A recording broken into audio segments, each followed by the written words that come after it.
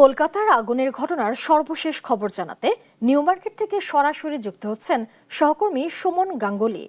সুমন, আগুনে নিহতদের মরদেহ দেশে ফেরানো এবং পরিবারকে ক্ষতিপূরণ দেওয়ার বিষয়ে কি তথ্য আছে জানাবেন। না হয়নি, তবে যেটা সূত্রের খবর যে গোটা বিষয়টা নিয়ে আজকে যে মন্ত্রী পরিষদে বা মন্ত্রিসভার বৈঠক ছিল, সে ক্যাবিনেট বৈঠকে কিন্তু আলোচনা হয়েছে।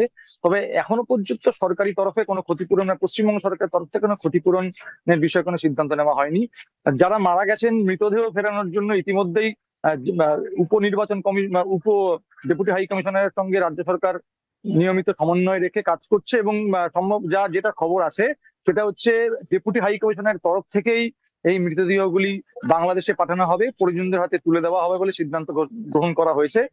এবং যেটা বলার, ইতিমধ্যে কিন্তু এই হোটেলের ম্যানেজার এবং এক কর্মীকে গ্রেপ্তার করা হয়েছে। পাশাপাশি অনির্দিষ্টকালের জন্য এই হোটেলটিকে বন্ধ রাখা হয়েছে এবং এই হোটেলের যে ফায়ার অডিট রিপোর্ট, সেই অডিট রিপোর্ট পশ্চিমবঙ্গ সরকারের যিনি মুখ্য সচিব মনোজ আগরওয়াল তিনি চেয়ে পাঠিয়েছেন বলে নবান্ন সূত্রে খবর।